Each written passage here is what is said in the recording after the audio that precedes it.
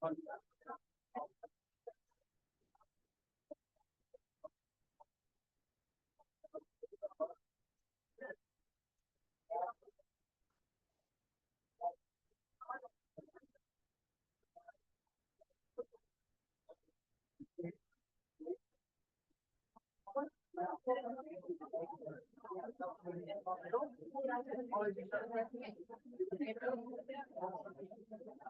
evening. Welcome. Can you hear me? How's that, Jim? Okay. Thank you all for joining us this evening to talk about governance of Area G. I'd like to begin by respectfully acknowledging that we are holding this meeting on the traditional territories of the Coast Salish First People. And the topic this evening is to talk about the governance of Area G. What is working? What might not be working? What are solutions to those potential challenges? And really, I think to start us off, what I'd like to do is just share some perspectives that were garnered at the first meeting that happened a week ago in Dashwood. And what we have this evening is a presentation by the consultant, followed by working sessions at the table.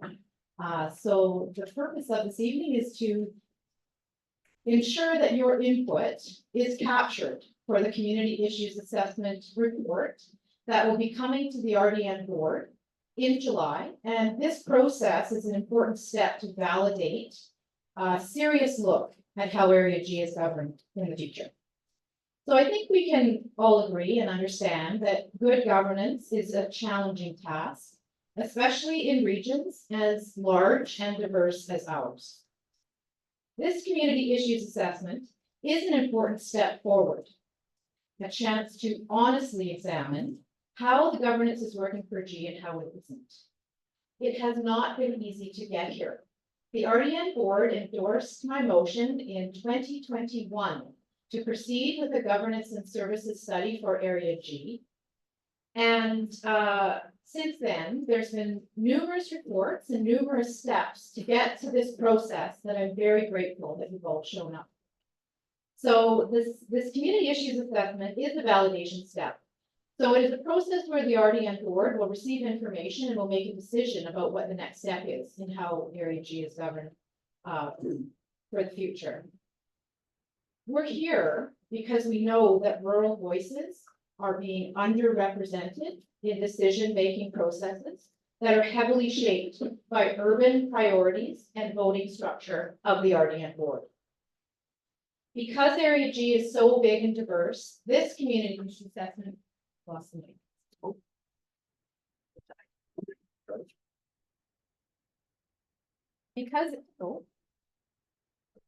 How's that? Okay. Because Area G is so big and diverse, this community issue assessment was created because people in areas like French Creek are often called rural on paper, but live with urban pressures, such as lack of infrastructure, busy, lightly maintained roads, and rapidly growing community with little boundary definition. Some areas of Area G face the same challenges as many municipalities, but without the same tools, services, funding, or local control, yet are paying equal or higher taxation than their neighboring municipal neighbors. On the other hand, other residents of Area G live in remote rural areas by choice and don't wish to receive more services, are more self-reliant, and reserve the right to be duly represented. It is this complexity of a single electoral area that requires your voice and engagement with the consultant to ensure a path forward for Area G can be approved. So tonight is about you. It is about your experiences with the RDN, your concerns, and your ideas. It is about making sure rural perspectives are heard, valued, and reflected in a way that is governed moving forward. So we live in a system now that too often treats rural communities like an afterthought, governed by a board designed for cities, where the loudest voices come from the urban centers that don't understand and they don't deal with the daily realities of rural living. The roads we drive, the water we drink, the services we rely on, little of it is reflected in the decisions being made on our behalf. and yet you pay some of the highest taxes in the region. It's not sustainable. I will share with you some of my observations as the Electoral Area G Director. It is a unique position on the Ardean Board. It is one of the largest electoral areas in the region, but it is the most densely populated by far. And so certainly I can confirm that there are significant governance and representation challenges. There are 19 voices at the board table. Most don't live rural, but they vote on what happens here. When municipalities dominate the board, rural priorities get sidelined. Urban weighted votes are shaping rural lives and not always for the better. One size fits all governance doesn't work when the sizes and diversity of electoral areas are this different and this spread out. Rural communities carry the cost, but rarely carry the vote. So what we're here to do is talk about the governance that reflects us, not just the governance around us. This community issues assessment is our chance to name the problems and shape the solutions. We need clarity, honesty, and a path forward. And that starts tonight. And with your survey responses, quick show of hands, those who received their survey in the mail. Pretty good. I heard that some didn't, so we'll go with that. So again, our goal is to define the governance gaps and find solutions that work for Area G. We're not here to blame, we're here to build something better. Area G isn't one place, it's many. Diverse communities, diverse people, unique needs. In this room, we have representation from French Creek. I recognize a number of people here from the San Rafael community. Do we have anyone here from the Martindale Road community? No, we do, thank you for coming, yes. And Riverside, of course, I recognize a number of faces. I'd also like to acknowledge and thank that we have a couple of important people that have joined us this evening. We have the mayor of the city of Parksville, Doug O'Brien, thank you for coming. We have city councillor Sylvia Martin, thank you for coming. And we also have city councillor Amit Kaur, yes, thank you for joining us. When you came in and you put your pin on the map, it was pretty evident that Area G has some pretty funky boundaries. So thank you for doing that and for being here to engage. So basically, how the evening will go, we have a presentation on how Area G is governed by the consultant. And then we'll break out into meeting tables. There'll be a facilitator at each table to capture the answers to the questions of some of the forms we have on the table. But if you have further information that you would like to either seek or submit, there is an RDN website that's on the address is on your survey, but it's also on all of the boards at the back. So if you haven't seen the draft report, or if you're interested in learning more after you receive the information tonight, that is readily available to everyone. So I would like to introduce our presenter for this evening, Alan Nielsen, who's going to take us through, and I'll just provide a brief introduction so you understand how fortunate we are to have Alan and his team working on this for Area G. Alan Nielsen has been selected to facilitate the community issues assessment for Area G and is the principal of Nielsen Strategies. His firm works exclusively with municipalities, regional districts, and public bodies involved in the provision of local services and to address a variety of service, organizational, and policy challenges. Alan has more than 25 years experience in British Columbia's local government system, both as a consultant and as a senior manager. Alan is a recognized authority on local government service design and delivery, as well as governance and administration. So it's my pleasure to introduce and hand over to Alan. Thank you. Thank you very much, Morgan Wallace, and good evening, everybody. Everybody hear me okay? Fabulous. Wow, what a turnout. You guys are way better than last week. And we got all the ingredients for a great night. We got a room full of people, we got a decent room, we got a bar right outside. So I think we're well set up. That bar's not for us. So we're going to the bar unless we forget, so much you go to. But in all seriousness, thank you for coming out this evening. Oh, let me just fix this.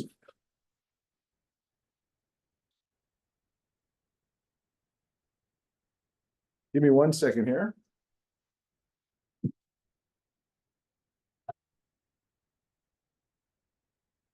We'll try to get this set up again. Okay, while that's warming up, let me just echo and build on a little bit of the introduction that Director Wallace gave. Thank you very much for that introduction. Really set the stage nicely for the evening. I will just introduce my team, as Director Wallace mentioned. My name is Alan Nielsen. I have the privilege of leading the team that is doing consulting for this study today. I'll just jump on here. Let me introduce, if I could, the rest of my teammates. I've got Sherry Hurst from Left Side Partners out of Victoria. We've got Natasha Horseman, who's our communications engagement expert out of Duncan. And then we've got also from RDN staff, we've got Elizabeth Hughes and we've got Lisa Roboff, who's an important part of this effort, a valuable part of this effort, in fact. Good, we're ready to go again. Okay, as Director Wallace mentioned, we're going to be here today to talk about two things. One is the system under which we are governed and through which we receive our services, our local government services. And then we're also going to talk about the issues and concerns and the questions that you as Area G residents, and particularly residents of the neighborhoods in this particular part of Area G, may have about the system of service delivery, the system of governance, and Area G in general, and the whole regional district system in which we operate. So we're going to jump right to it. And I'm going to start by asking you,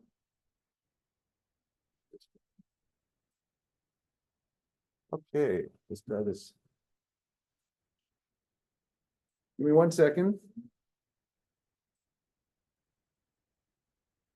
There we go. Okay, let's try this. I want you to start. We're going to break this presentation and the evening into a few different parts. We're going to start by putting a few questions on screen that I'm going to ask you to reflect on over the course of the next hour. Then we're going to come back to those in 45 minutes or so. We're going to come back to them and tackle some of those questions and some discussions.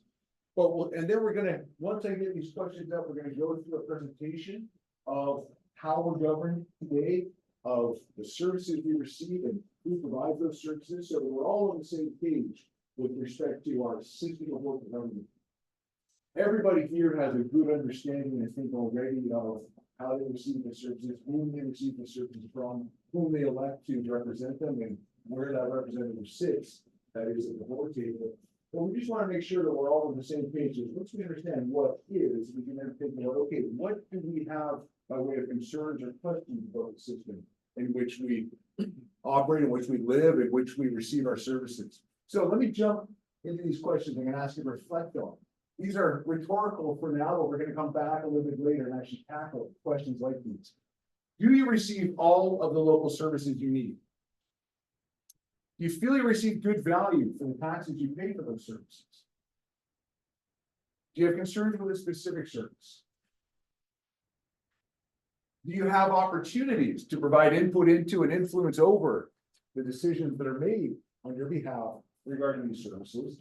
And then finally, what could the regional district do to address your service or governance concerns? So think about those questions as we go through and learn about the system in which we live and under which we are governed and through which we receive our services. And then we're going to come back and we'll tackle some of those and hear your questions and hear some of the issues and concerns you may have with respect to services and with respect to the system of governance. Let's talk about the game plan for the night. I'm going to introduce the study. Director Wallace did a great job of already outlining the basis of that study. We'll just pick up on that and make sure that we've covered that. We'll talk about local government for Area G. What is the system of local government that we have for Electoral Area G? The services that are provided and who provides them, we'll talk about that. Our governance. Governance really being all about decision making, which really boils down to control. Who controls and how do we exercise that control? We'll talk about that. Property taxes, obviously an important part. Director Wallace made reference to that already, and how taxes are always increasing everywhere, but particularly here. So that's a sore point for some folks. We'll talk about that. And then we're going to jump into the issues, the questions, the roundtable. So that first section, we're going to talk about the system as it is, and then we're going to have some discussions and talk about what's our concerns about the system. What are some issues about that system? Let's jump in and talk about the study. So we've got a threefold purpose of this study. The first is to figure out what it is. We're going to document, set out exactly what we have in place in terms of services and who provides them. And it's not just the regional district we'll find out, but the regional district is the primary source. We want to talk about governance, that is how decisions are made. So we want to set out both in writing, but also for our purposes this evening, what is to do. We then want to provide, through our study, we're providing the opportunities for residents and others to share their issues with the services and the governance. So tonight is one of 3 town halls or open houses that we're having, is one way to provide one type of opportunity to get people to come out, learn about the system, provide their input and their feedback on issues and concerns. And we've also got some other opportunities, some of which we referred to earlier, the survey that went out, the opportunity to leave comments and so forth. So we'll get into that a bit. That's the second purpose of this study. And then the third purpose is summarize all of our findings and present those back to the regional district. Our study is being co-funded by the Ministry of Housing and Municipal Affairs and the regional district. And studies like this, they've done typically in electoral areas, in unincorporated areas of the province that are growing quickly, that are dense, and as Director Wallace mentioned, we kind of are number one in that capacity, in that sense, and that have issues and concerns about services or needs or challenges about the services they receive or the way in which governance is exercised, decisions are made. So these studies tend to get done in those kinds of areas. So Area G is very much in line with that type of study. So it's very much candidate for and indeed has been chosen for this kind of study. So all of the findings then will go forward and figure out how do we address some of these challenges. Can they be addressed within the existing system? Do we need to look at changes to the system? We've got a 5-part process we're following. The first, selecting the consulting team, and Director Wallace talked about that. We've got our interim report on the current state of what is in place today in service and governance in Area G. That interim report is online. All of our materials are online. You saw a summary of some of that interim report, the key bits from that report you would have got in your mail that came out to households. Community engagement, which is where we are right now. So we, over a 2-month period, we're talking to everybody. We're talking to as many people as we can connect with in Area G and the communities that make up Area G. We're also getting back the survey findings and the other report that we received from people. Oh, beg your pardon. The summary of the engagement we'll do in June, and then July we'll be coming forward to the regional district with that report. Everything we do is public. Everything we do is on the website of the regional district. So nothing is produced by us that doesn't get on the site. So you have full access to everything. Let's talk about the study. So I mentioned one of the key parts of the study is to determine and to assess what is in place today. We completed that interim report back in March. That's online, as I mentioned. It talks about regional district governance. It talks about regional district service delivery as it relates not only to Area B, but all of British Columbia. Then it gets into Area G, and it talks about, I think it's Area G, Area G. And then it talks about Area G is a profile of Area G.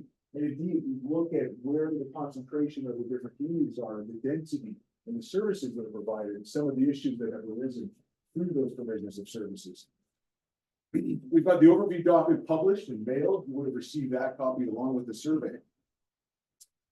Let's talk a little bit about local government for Area G. We are governed by the regional district of Nanaimo. So that is our local government. In British Columbia, we have 2 types of local government. We have municipalities and we have regional districts. Regional districts are in place to provide local governance, local government to unincorporated areas. They're also in place, I'm going to find out in a moment, to provide sub-regional, regional services to broader groups. And so that's where we get into the idea of regional districts, and the RDN in particular being federations of municipalities and electoral areas. Federations of different jurisdictions, different types of local government jurisdictions, some incorporated, some municipalities, some unincorporated rural, so electoral areas. They come together with the representatives around a single table to make decisions on services that they share and on other matters that relate to concern the regional district. There are a number of issues with that system of governance, and Director Wallace talked about some of those. We're going to hear about some of those issues from you today as well, I'm sure. But the idea is rooted in the concept of a federation. Regional districts are unique to British Columbia. No other jurisdiction in Canada has anything like regional districts. In Alberta, we've got the province that provides services and governance to rural areas, unincorporated areas. Municipalities are required to have intermunicipal agreements. But for unincorporated areas, the province provides all the services and represents those areas. That used to be the case in British Columbia before 1965. That's changed. In other jurisdictions, in other provinces, we see regional municipalities or upper tier municipalities that provide services across large areas, and they tend to be utility services, water systems, sewer systems that make sense for broad areas. Our system, though, of regional districts is unique to British Columbia. They exist to provide services. They're governed by a board of directors. And the board of directors, as Director Wallace noted, it has 19 directors on there. We've got the 7 electoral area directors, 1 director for each electoral area, irrespective of the size of the electoral area. Municipal directors, we've got a number for the city of Nanaimo, 8 from the city of Nanaimo because of the size. We've got 2 from Parksville, 1 from Qualicum Beach, and 1 from Lansville. Both, once they're at the board table, both types of directors are exactly the same. They have the same authorities, they the same rules and so forth as directors of the board. But how they get there and whom they represent is very different. We'll talk about that in a little bit. I talked about providing services being central to the idea of the regional district. There are 3 kinds of services that regional districts provide, and we'll focus on the RDN. Local government for REG and the other electoral areas means that it is the primary service provider and responsible for providing local services. We have 19 services that are provided just to REG, and that includes 4 what are called debt services. 4 services that exist simply to collect funds to pay off debts associated with different capital. So that leaves 15 other kinds of services like water systems, sewer, street light, parks, those kinds of services that are provided locally to electoral areas, in our case, electoral area G. It can be the entire part of the entire electoral area or just part of it. So Riverhead water system, for example, just a part of the system, that kind of thing. Local services in San Periel and Englishman River. We have looked at San Periel and Rivers Edge Water Service I talked about. We looked at the Rivers Edge Stormwater Service. Street lighting for Rivers Edge as well. And we have Parksville Local Fire Service, which provides fire service as part of the regional district, part of the electoral area in this part.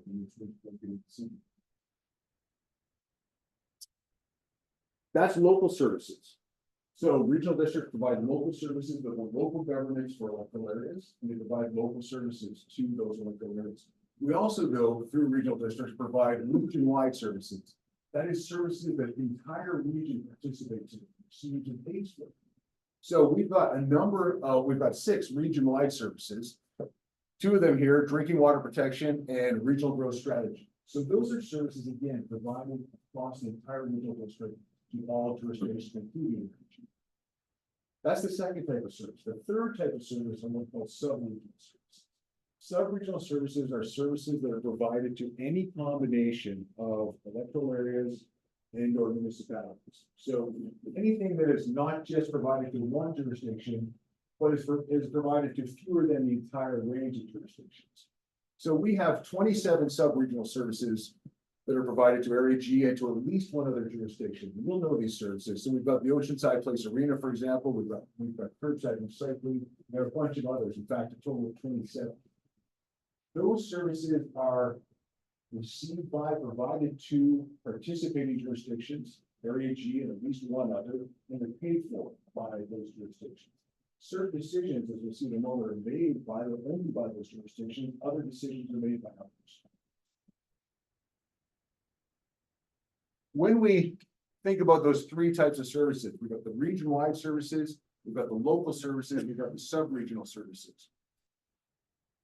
Every regional district is the same. Every regional district in British Columbia, the entire province, by the way, is covered by a regional district, 27. Every regional district contains electoral areas, at least one, and municipalities. So we've got those 27 federations, and they all have in common that the provision of the 3 services, the local, the regional, and sub-regional. What's interesting about the regional district system, though, this is part of what makes it unique in British Columbia, is that the relative importance of each of those services varies by regional district depending on the needs of the jurisdictions. So if we look at regional district of Fraser Fort George up in the Prince George area, we see a different situation than we see here in Nanaimo, in the regional district of Nanaimo. We see there, because they have so many smaller electoral areas, we see many local services provided. And it's such a vast area, we see very few region-wide services provided. Sub-regional, we see a handful of sub-regional, it's mostly local services.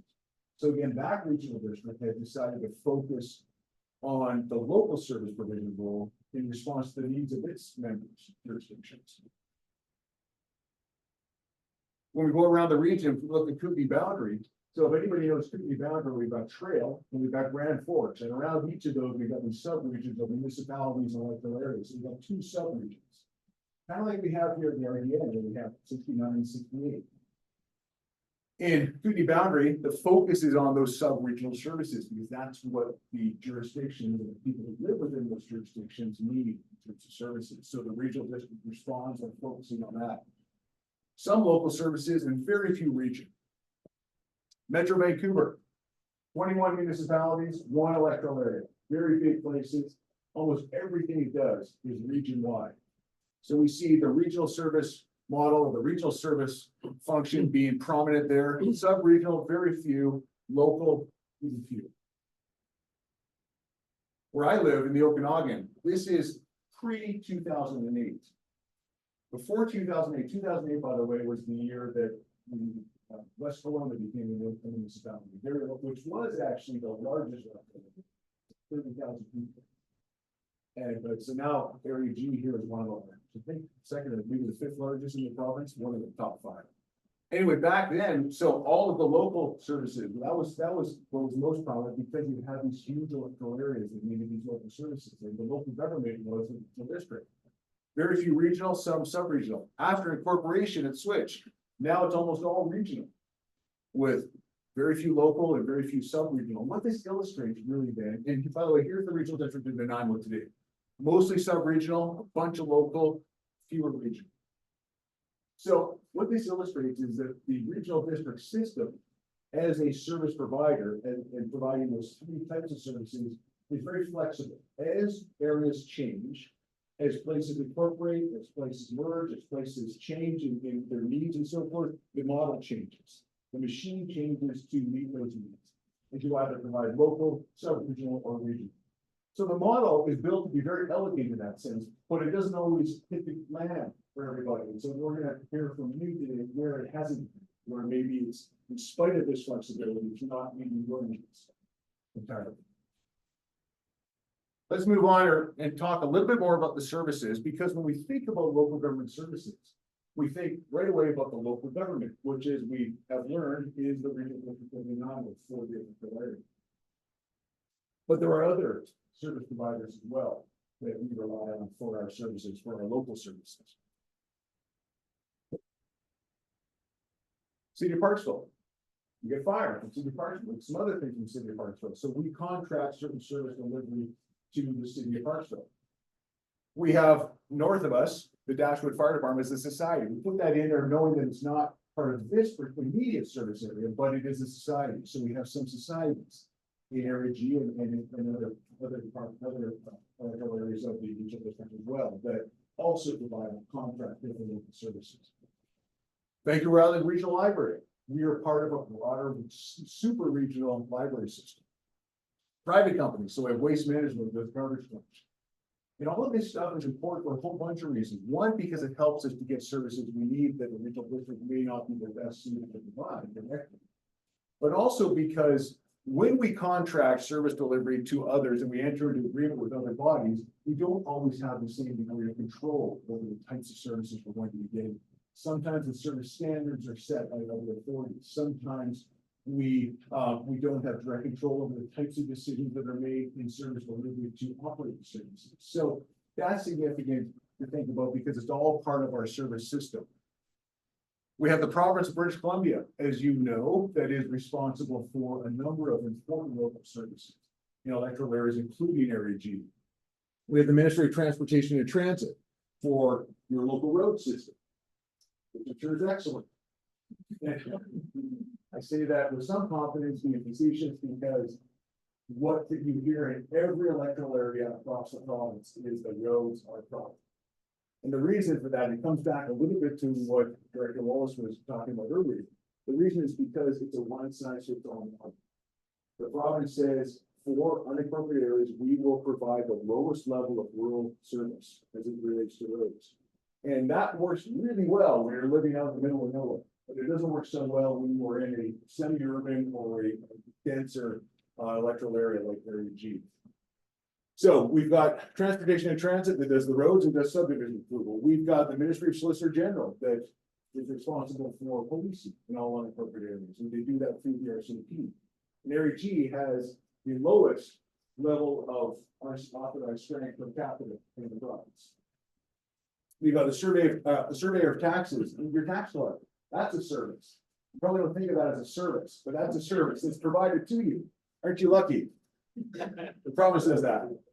We've also got the Ministry of Health. So, and they exercise their authority through the health authorities, yours being Island Health, of course, and the Ministry of Education, which is responsible for schools. So we've got School District 69 Qualicum that delivers that service on behalf of the ministry. We've got a bunch of other agencies, EPCOR in the area, not here, that's on French Creek, of course. We've got EPCOR there as a private utility that we rely on to supply water. We've got Little Qualicum Waterworks in the Improvement District in little north of here. That's a separate type of local government that exists to provide usually individual services. And we've got strata corporations that do local services, so more private, and then fund utility companies. So Fortis, TELUS, BC Hydro, those kinds of things. So when you think about your local services, you get a sense that there's a wide range of service providers you rely on. And it's a little bit different from a municipality. They'll have some of the same ones, but they tend to have more focus on their local government. The municipality, in most cases, will be responsible for providing and delivering most of the services, particularly larger municipalities. It's a little bit different in unincorporated areas where we rely on the regional administration, but we also rely on a whole bunch of other players. All right, that's services. Now, let's talk governance. And the enthusiasm in my voice makes you think there's something going to be really important coming up. So let's hope I deliver. Okay, governance is all about control. How it's shared and how it is exercised.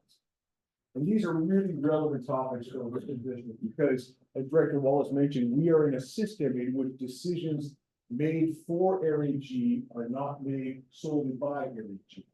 And I'll explain that. We think of who's involved. We've got the two types of regional district directors. Our local government, as I mentioned, is the regional district of Nanaimo. Our governing body, our council, as it were, we don't use that term as a municipal term, but our governing body is the board of directors. On that board, as I mentioned, we've got two types. We've got our electoral area directors and our municipal directors. Each electoral area gets one director regardless of size. So we have over 9,000 people here in Area G. If we did the updated census, we've got about the same in Area F, or maybe a touch more in Area F. But both of those areas represented by one person. So we've got differences already between unincorporated and some of the municipalities in RDN. Municipalities have or may have more than one director, and that's based on size. So municipalities, if you have well, we'll get into how that works in a little bit right here. So to determine the number for each municipal jurisdiction, the number of directors sitting around the board table, we need to look at two things: the population of that jurisdiction and what's called the voting unit. So the voting unit, that's something that we look at, it's relevant, and we'll talk about this in a moment when we think of different weighted votes that are taken. The voting unit is 2,500 people in RDN. That means for every 2,500 people in a jurisdiction, the representative in that jurisdiction receives one vote in a weighted vote situation.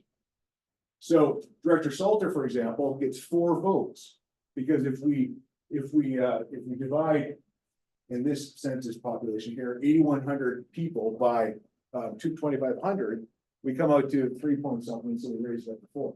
So gets 4 votes in a weighted vote situation. Nanaimo, with 100,000 people, gets 40 votes.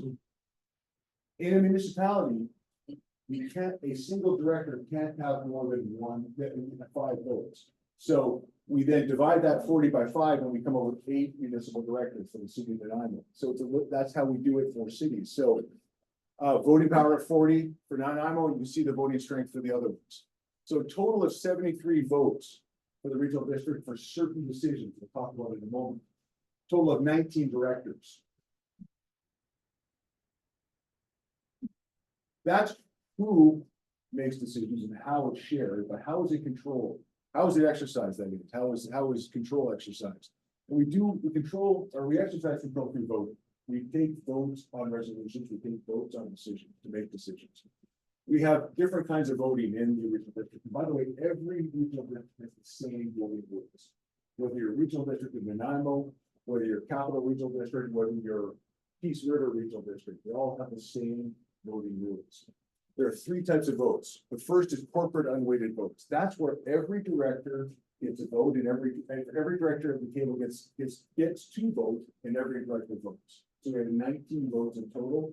Those are cast for corporate unweighted votes. Corporate unweighted votes are used to determine decisions such as establishing a new service.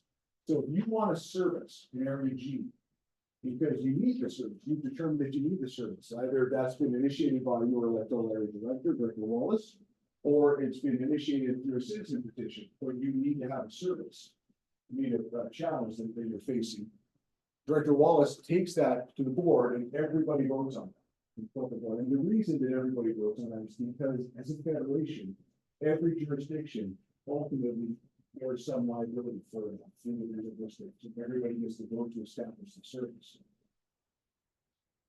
There's then corporate weighted votes. These are votes that are made for money matters. So if you want to pass a budget that includes taxes or ultimately taxes paid for, or taxes for cities as well, but for regional district services, then you need to have corporate weighted vote. And that's where we see the voting strength and the number of directors make a difference.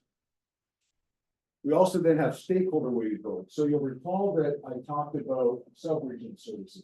And most of our services from the regional district in Area G are sub-regional in nature. That means that they're not provided to the entire regional district, but they're provided Area G in one or two other jurisdictions or a handful of other jurisdictions. So it's shared services at sub-regional level. Oceanside Pool, for example, Arena being one of those. In that case, those are all weighted votes, and it's only involving the people who are the jurisdictions that are part of that service. And those votes, by the way, can only be used for certain items. So the budget for the service gets done by the whole board. Whether we set the service up gets done by the whole board. Other more operational types of decisions in between those other big decisions get done by just the participating jurisdictions. There's one other rule that applies to all of the votes. If a service is provided to only one jurisdiction or a part of that jurisdiction, and you recall we got 19 of those here in Area G, including full dead only services, so there's 15 key services, things that we think of as services. If that service is provided to only one jurisdiction or part of that jurisdiction, the whole board votes on all matters. So 19 of your services are just provided to Area G or part of Area G. Votes taken on those services involve all directors from all jurisdictions of the regional district. And that's because we don't have in our system the ability for a single person to make decisions. So we share that among the entire federation.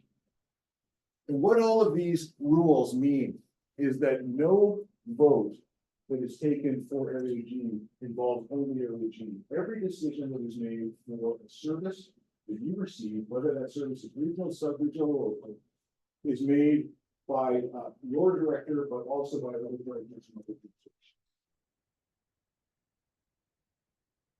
I mentioned that all regional districts follow the same voting structure and the same voting rules. Of course, the number of votes, the voting strength will vary across the province, but the rules are in place throughout.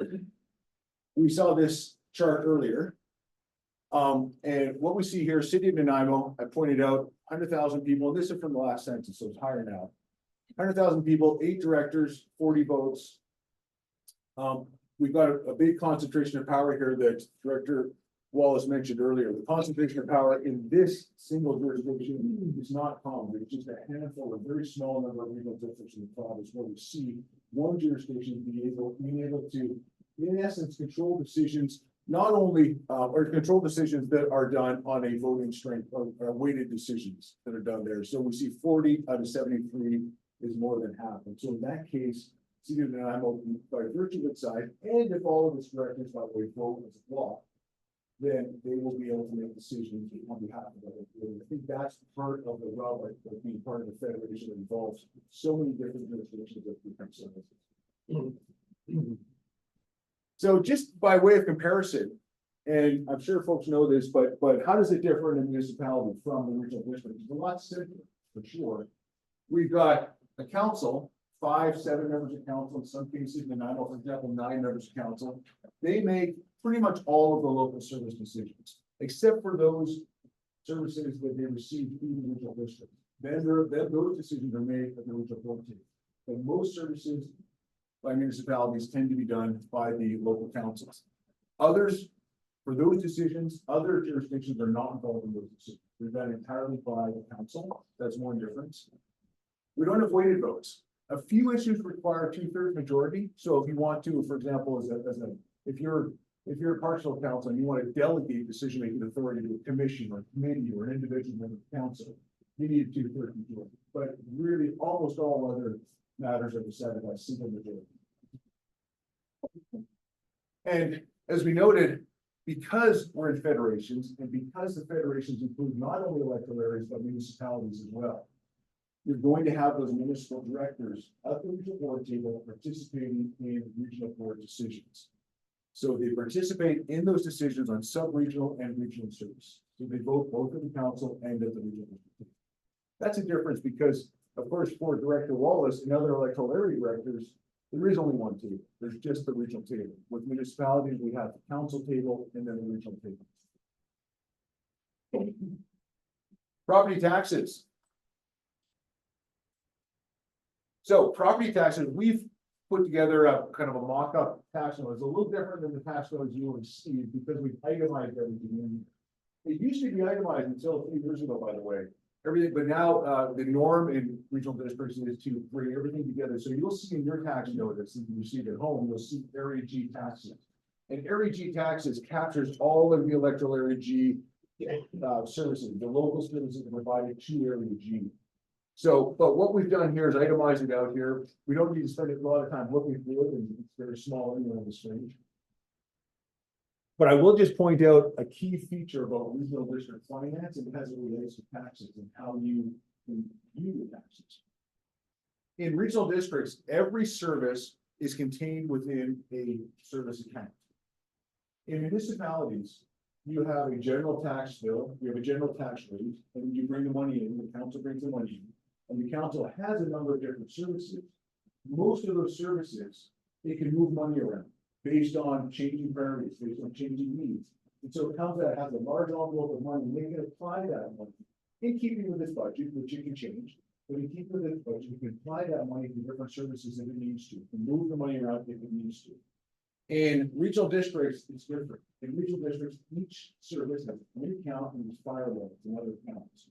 And the reason that it's firewall like that is because every service, at least potentially, has a different set of service participants. Every service potentially may have a different set of jurisdictions that receive the services, governs the services, and pays for the services. So it wouldn't be fair to allow monies collected by one group of people for a particular service to be spent on another service that applies to an entirely different group of people. So that is a key part of regional district. And so you can see, and it's a real advantage because we can see then how it's itemized. We can look then, we can get the details and see how each service is itemized. Other than there, we know that the money collected, the money that we paid Area G for a particular service at the regional district stayed for that service, must by law stay for that service. So each account, I'll just emphasize one other point, each account has in the account all costs related to the service and all revenues related to the service. So if you were in a water system, you're going to have revenues from your parcel taxes or your taxes. And you're also going to have revenues from your user fees. Those stay in that account. You're going to have costs related to capital. You're going to have costs related to the operating system. You're also going to have a cost as part of the operating, which is related to the cost of operating the part of the regional district administration that is used to support that service. And that's called an overhead administration charge. which is collected, or which is identified by the regional district and apportioned to each of the services. There's a formula by which that's apportioned, and that can be a source. Sometimes there's some confusion and some disagreement on how we assign the overhead to individual services. Every municipality, every regional district has that kind of overhead. It has to apportion to the different services. Because that portion of the overhead relates to a cost that is incurred to provide that service at stage in their service. Municipalities also, by the way, have councils, they have administrators, they have senior staff, finance departments, public services, all that kind of stuff. That costs money. They have the same types of charges. It's just not as clear in most cases how those are applied to different services. Because there you've got one set of taxpayers paying for all the services. So they don't need to assign it in the same way to different services. Okay. Let's talk a little bit about next steps. We've got the overview booklet that has gone out to everybody. It's available online as well. As I mentioned, everything is available online. We've got copies here at the heart of the open house if you need a copy. We've had the direct mail to households. The survey available online if you haven't had a chance to look at it or you didn't receive it for some reason. It's available online. We've also got copies here. And we've got the open houses that I mentioned. So last week we were in Dashwood, a little north of here. This week we're here. Next week we're in French River. That's Wednesday, May 14th next week. French Creek, big part of our English River, French. Okay. Okay, yes, we are in German something. I don't know. Yeah, okay. French Creek. Yeah, French Creek next week. Yes, French Creek next week. You are welcome to come to that one, by the way. I mean, you don't have to, but you're welcome because you're gonna hear the same thing, but it's gonna be a little bit different because they're French Creek, you know. So, but come on out if you like. The feedback and the summary, as I mentioned, that's going to be available in July. So that will identify all of the issues that we hear tonight. All of the issues that your neighbors, Dashwood, and Little Balkan talk about, and all the issues that your neighbors in French Creek talk about as well. So all of that will come forward. We'll distill it, we'll put it forward as things that need to be addressed. And then it's a matter, as Director Wallace mentioned, of this being the start of a conversation saying, how do we now address it? What kind of changes do we need to make, either within the system or to the system to address these issues? Questions? Before we, yes, sir. That was very clear. Okay. So why are we governed by the city of Medina? Well, you're not technically. No, you're not. You were governed by a regional district board that has representatives from the city. But basically, they got all the power. Well, they don't have all the power when it relates to some of the services that you receive. So your sub-regional services, most of your services are sub-regional. Most of the decisions for those are made by the jurisdictions that receive and pay for them. So that's a little bit different. The city of Nanaimo, by virtue of its size, has power, has control. If it chooses to use it, it chooses to vote the block. They have voting power to make a lot of decisions, or no doubt. Not all decisions, but a lot of decisions. They are operating, when they're sitting at the board table, they are operating as a fiduciary duty to the regional district. But they're there from them.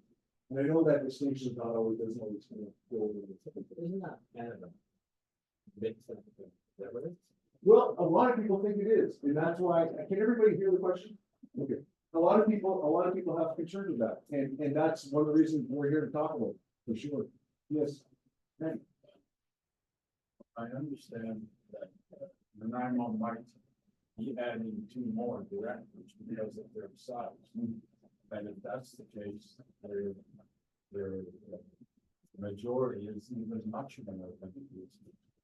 And quite frankly, most decisions in this day and age are based on some form of financial decision. And the NIMO does have the majority when it comes to those decisions in the budget. So really, the gentleman was right, that the NIMO does have the majority of the decisions, and will have a greater decision-making ability adding to more directors. So there's no, so Randy mentioned, yeah, Randy talked about the voting unit, or about giving the voting unit, because the population changes at the next election, we can anticipate the 9 will 2 more directors if nothing else changes. And that would just accentuate, if you will, or exacerbate, depending on how we want to look at it, the change in the voting dynamic. Control that. So, yes, there's one caveat to that, however, and that is that the voting unit can be changed. And this is a system, by the way, within, a change within the system that could be considered to address the governance issue. So the voting unit can be changed to prevent that addition of extra members. I'll give you a tangible example of how that worked at the last, census. For the last, I guess it was last census, so, in the last couple of years, city of Kelowna is the largest municipality by far in the regional district of Central Okanagan. Prior to a recent change, it was like Nanaimo in that it had the majority of votes in a weighted voting system.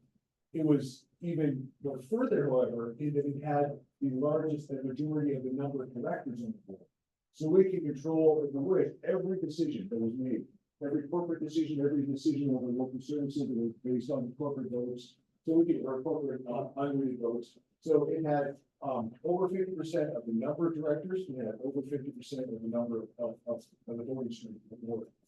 What the board did to change that situation, recognizing that that's not a terribly healthy dynamic to have in the regional distributed federation, they went to the province and said, we wish to change the voting unit, and they were able to do the math and change that voting unit. So now you've got the city of Kelowna still the largest, but with fewer or less than half of both the voting strength and the vote in the number of directors.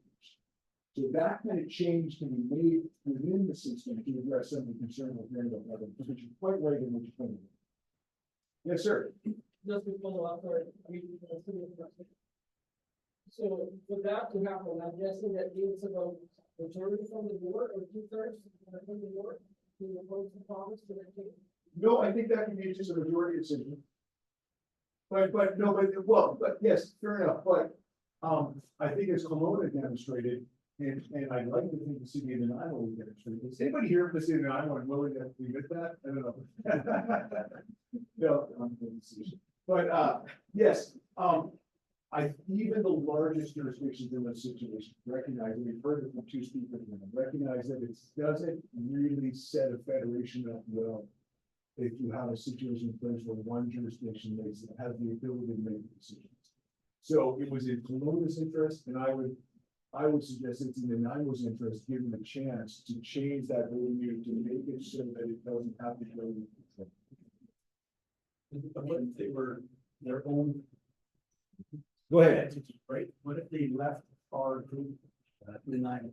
Just like, when we look federally, we feel as Westerners, Yes. we're left out of the big picture. Yes.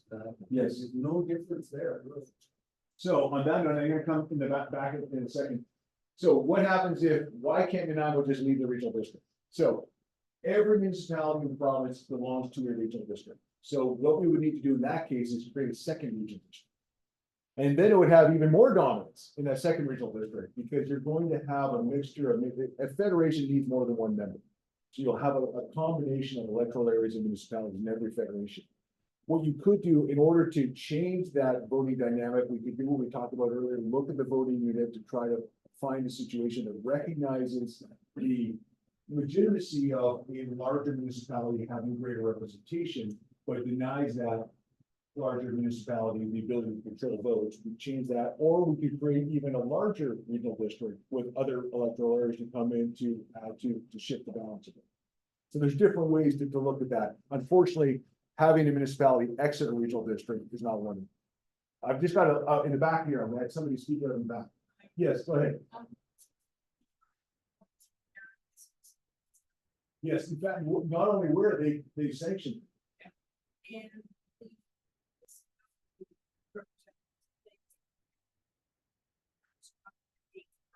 Yeah. what's their view on this piece of work and this? Well, I can speculate. I haven't spoken to them, but I would wager that their view on this is one of support. And I think that would be borne out by the fact that they voted along with the regional district board to endorse this stuff, because so that's one thing, but I think they would be in support of it for some of the reasons we talked about, because as a member of a federation that has responsibilities for the entire region, and services to the entire region that the city of Nanaimo benefits from as well. It's in everybody's interest to make sure that the federation is structured properly for these to provide for proper governance. As Director Wallace mentioned at the outset, local governance is so important, regional governance as well. British Columbia, I mentioned, is the only province in Canada with a regional district system. We have the strongest regional governance in Canada.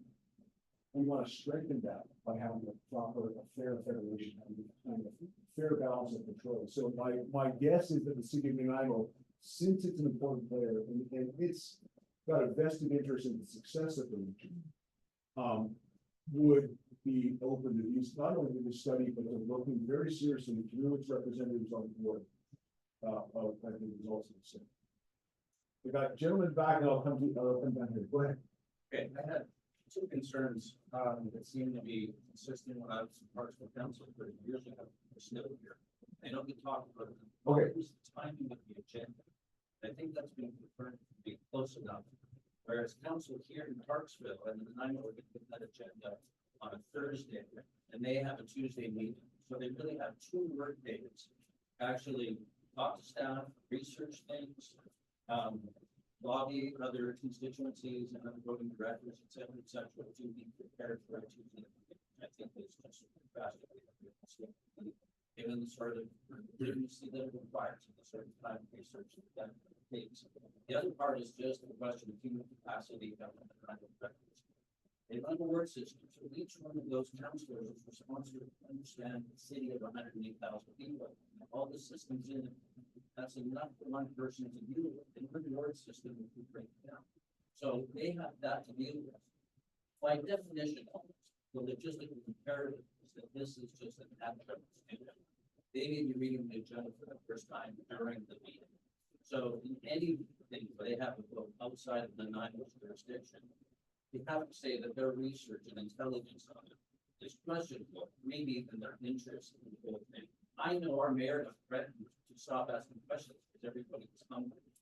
They literally wanted to go home in those meetings. So I agree with those 2 issues.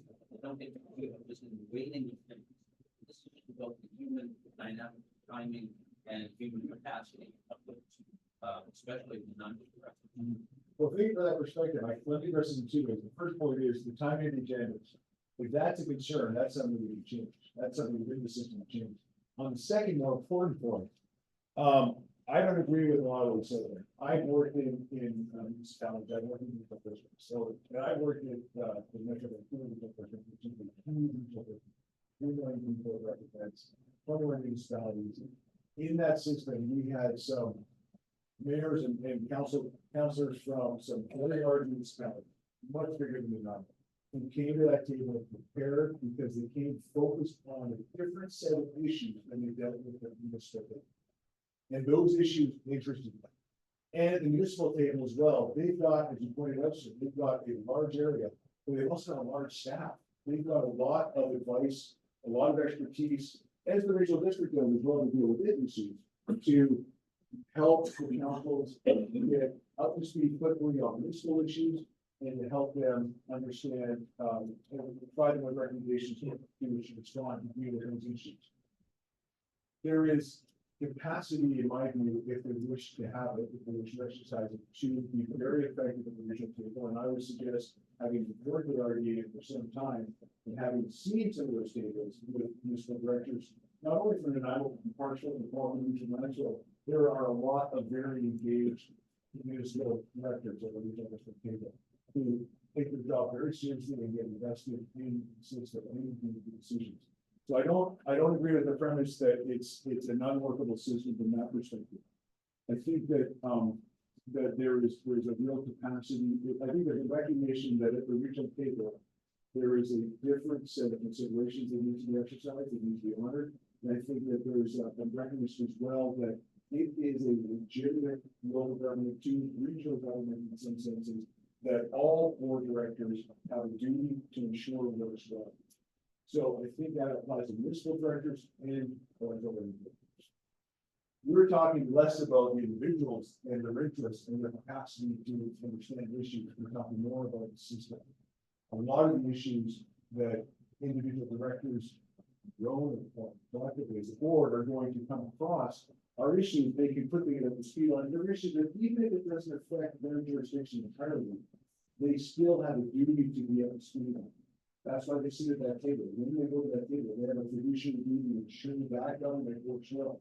They have a duty as well to ensure that their, like, that government has priorities and set directions.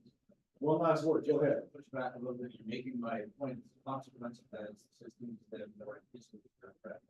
If you said they didn't have staff resources. Well, what's the alternative? It becomes more necessarily bureaucratic. Well, I'm just saying that's a consequence that has to be recognized. Now you can start looking at solutions in, solutions in there. Yeah, and no, it's a very legitimate, it's a good point you raised, and there are, by the way, when we look at other provinces, you know, under another speaker in a second. We look at other provinces, and we have our materials as a regional municipalities. There, we tend to have regional councils, regional boards that have directly elected individuals. So from different municipalities, you'll vote for the regional municipal council as well. They'll just focus on those issues. But they still are making decisions on issues outside of the jurisdiction. Anyway, we can probably debate this on. I respect your views on that. Thank you. Yes, ma'am. Yeah.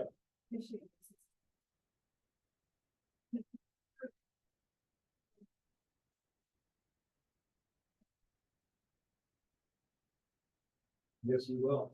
And then, is that gonna come up with- Absolutely. That- What's the Yes. timeline? So thank you. So the results for the survey will be reported in our report too, which will be presented, we'll present in person to the Mitchell district. And will also be online so everybody can look at, when it goes to the ministry as well. The results will include not only the feedback we get from these kinds of venues and these kinds of opportunities, but also all of the feedback from the surveys. So it'll be a separate section of that report that will distill the information from the survey, what the key issues identified were, how many people identified, where the focus was, those kinds of things. Thank you. So then what happens after that? Like, all this data comes. So does it, what's the goal? Is it 6 months, a year? I think the goal then, and Director Wallace, talked about this a little bit earlier, we are now, us tonight, and us, in July, when we present the report, this is the beginning of the conversation, so we would anticipate, we don't know the exact timeline, we would anticipate the issues that come forward are presented to the board, are presented to the minister as well. There's going to be the need for those to maybe reflect on and for some action to be taken to address those issues. I can't give you a definitive timeline on that, but we know from experience that these things, they don't just float off into the other. You had a, yes, To follow up on your Corona examples, which was an example of an overrated member destination. How long did it take to get that vote change in effect from the date that it Yeah. was proposed through a study such as this, which is already 3 years plus in its formulation? How long did it take, to your recollection, plus or minus? Sure, so how long did it take for Corona, to my recollection, it wasn't that long a process in the sense that it was within one term of the government. So now we had, so a government sitting for 4 years, but looking at the issue, then going, because it gets done at the next, the change of government. So it was identified leading up to the next election, they put the request in, knowing that following that, there would be a reallocation of the voting unit in the seats. So it was Was it tied to the census or the election? tied to the census, but they implemented it starting the next election. So they knew what the numbers would be.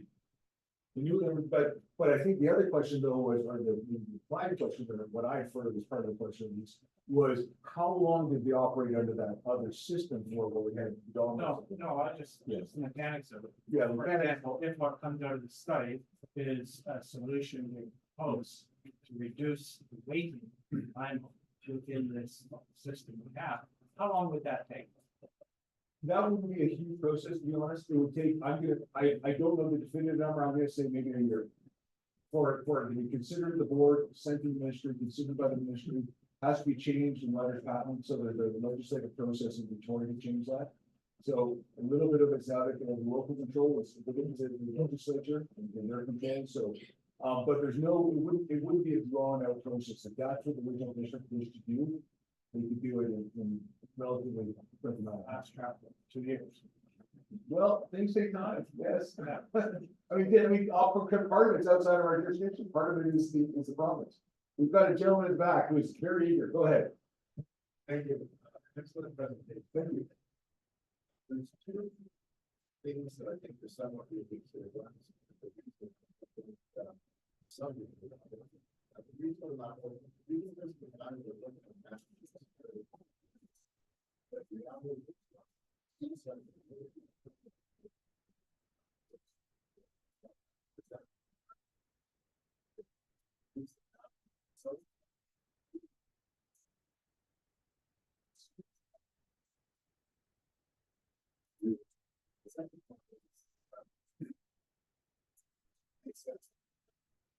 I don't know if he ever made sense, did they?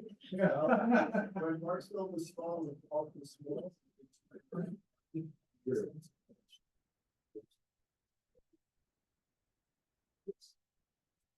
That's excellent observations. The first observation was how we've got that natural division in two subregions.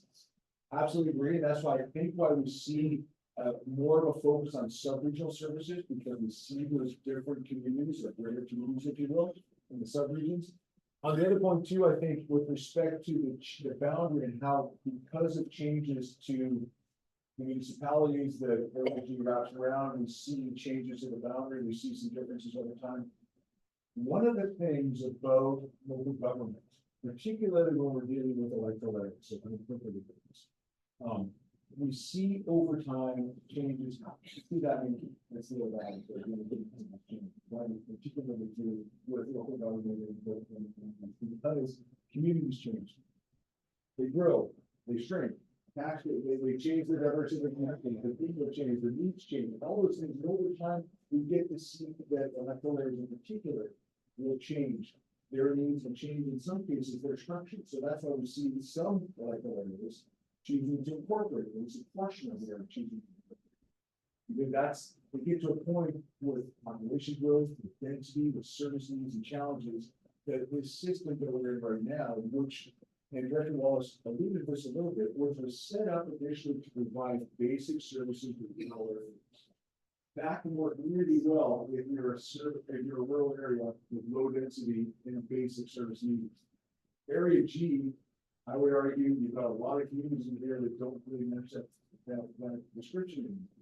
So we looked at how do we change, how do we evolve in order to meet the needs of the area. Sometimes we can do that within the system, sometimes we change the system, we expect to change the structure.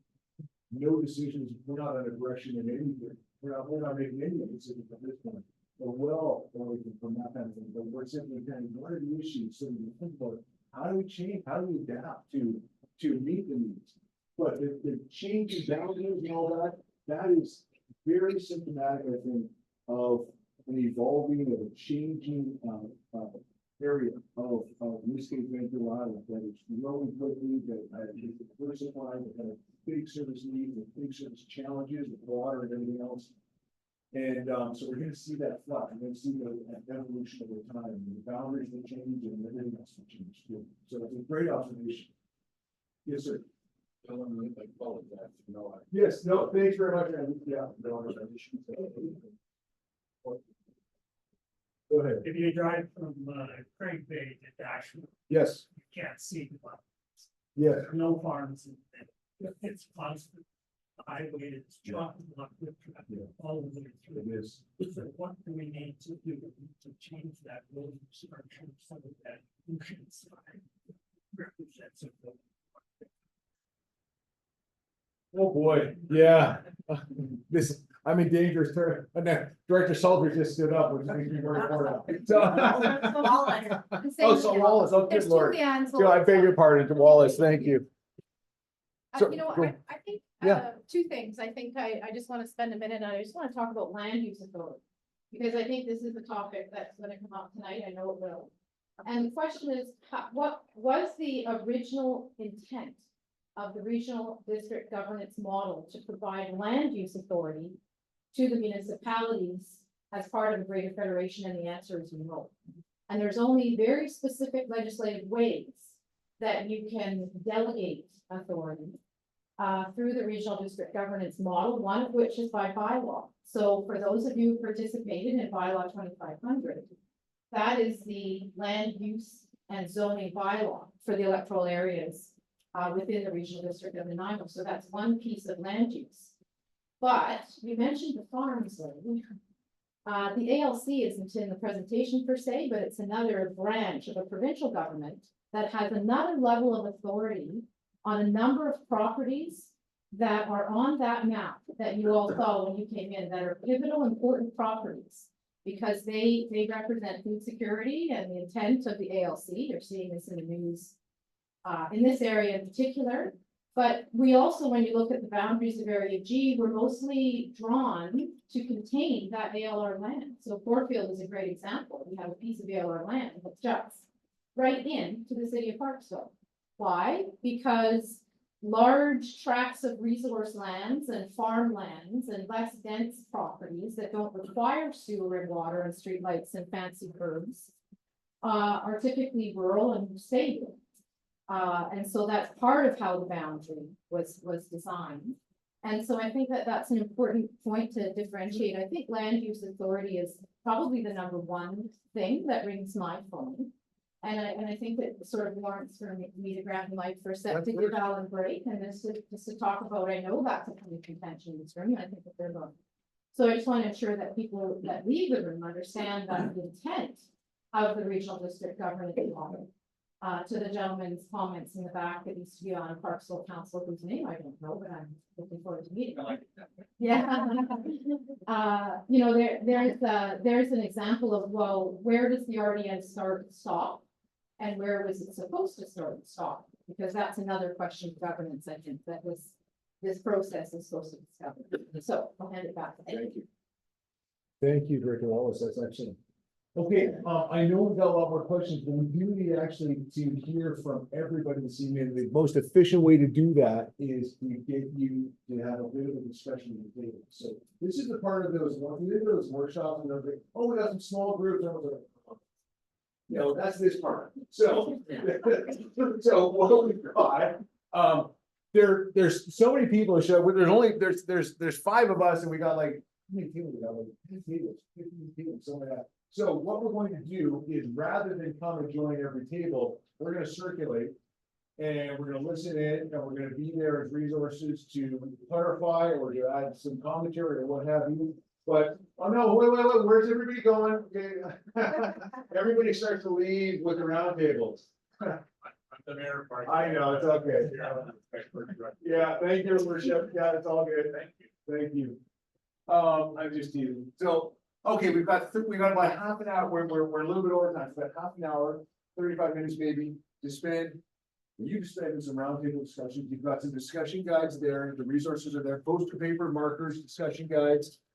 A few round rules, share the floor. So what we want is, in every table, one of you has to stand up, not physically stand up, has to come forward and decide they're going to record what the table says. Because that's how, when we were going to get the information done. So you got some discussion guides there. If you can go through them, maybe one of you facilitate a little bit, go through the questions, talk a little bit. Somebody record what people say, and then we're gonna come around and collect what every table produces. You mean on here? Yeah, the big piece of paper. Yeah, that's the question. Yeah.